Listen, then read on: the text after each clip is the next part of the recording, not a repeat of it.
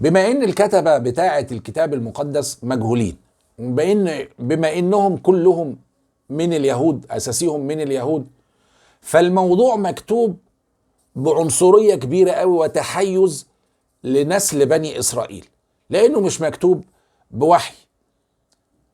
احنا بنتكلم على استبعاد هاجر وابنها من كل شيء، واستئثار العهد والورث لإسحاق وأولاده.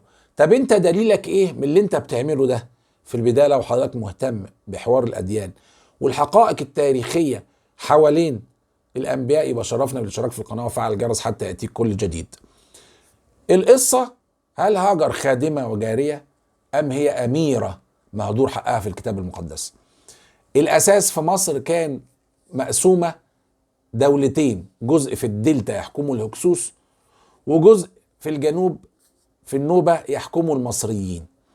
السيدة هاجر أميرة من البيت الملكي اللي كان بيحكم النوبة، بيحكم مصر القديمة، وحصل حرب ما بين الهكسوس في الدلتا وما بين المصريين، دول ينتصروا شوية ودول ينتصروا شوية. انتصر ملك الهكسوس، أخذ هاجر ومن معها أسيرات عنده، حب يعتدي عليها في وقت دخول سيدنا إبراهيم مصر، أخذ ومنع منها وحفظها الله لسيدنا إبراهيم. زي ما كان حاول يعتدي على السيدة سارة، أخذ وحفظها الله لسيدنا إبراهيم. الملك شاف الاتنين على نفس الشاكلة. طب يا سارة خدي هاجر معاكي، ما تلزمنيش، خدوها هتنفعكم. طيب الحوار كله في الكتاب المقدس عشان كتبوا يهود، فخلى هاجر خادمة وجارية، وابنها لا يحق له البكورية ولا الورث، وركز مع إسحاق، وخلى سارة تتحكم في أبو الأنبياء سيدنا إبراهيم، وتقول له أنت اتجوزها، ربنا يرزق منك الولد، يقول لها حاضر، منها الولد، يقول لها حاضر، وتقول له بعد كده لما تخلف هي إسحاق أنا متضايقة منها وابنها بيضايق ابني، اطردهم ارميهم في الصحراء، يقول لها حاضر، مع إن إسماعيل هو البكر، إسماعيل هو اللي جاي له بعد حاجة بعد عشرات السنين بدون خلفة، هيقول حاضر كده والموضوع خلاص. يثبت كذب الحادثة دي النص اللي بيقول سيدنا إبراهيم طرد هاجر واداها قربة مية وأكل وحمل لها الغلام على كتفها، جعل الغلام على كتفها وتشيله. خد بالك سيدنا إسماعيل، الحادثة دي حصلت في كتابات اليهود ساعة لما اتولد سيدنا إسحاق، هي اتضايقت إن إسماعيل بيضايق إسحاق، والفرق ما بين إسماعيل وإسحاق حوالي 13 سنة، أكبر منه ب 13 سنة أو 14 سنة. يعني بالعقل والمنطق السيدة هاجر سيدنا إبراهيم هيركب فوق كتفها ولد عنده 14 سنة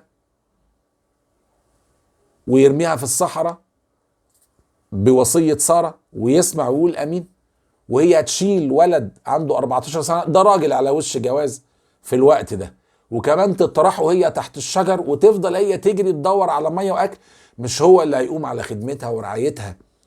الكذب واضح هنا، التراجم الكثيرة كلها بتقول وجعل الغلام على كتف هاجر. طيب قبل الإسلام، طب بعد الإسلام، الحكاية في الإسلام بتقول إن الحادثة دي حصلت بتكليف من ربنا سبحانه وتعالى، مش من وصية سارة. سيدنا إبراهيم أخذ هاجر والرضيع قبل إسحاق ما يتولد ب 12-13 سنة ووداهم في مكة. طب إيه دليلك؟ ربنا بيقول على لسان سيدنا إبراهيم ربنا إن أعوذ بالله من الشيطان الرجيم، ربنا إني أسكنت من ذريتي بواد غير ذي زرع ربنا ليقيموا الصلاة فاجعل أفئدة من الناس تهوي إليهم. صدق الله العظيم. اجعل أفئدة من الناس تهوي إليهم. يبقى الحكمة من الموضوع كله اتجاه قبلة إسماعيل وبني إسماعيل ومحمد وأمة محمد صلى الله عليه وسلم، دي قبلة غير قبلة اليهود والنصارى. فربنا على لسان إبراهيم بيقول اجعل أفئدة من الناس، يعني جزء من الناس اللي هم نسل إسماعيل وأمة محمد صلى الله عليه وسلم تهوي إليهم، يبقى دي قبلتهم. يعني كده، عشان كده ما احنا بنقول البيت الحرام اتعمل الأول. طب ليه اليهود والنصارى ما بيحجوش ليه؟ عشان الدعوة دي.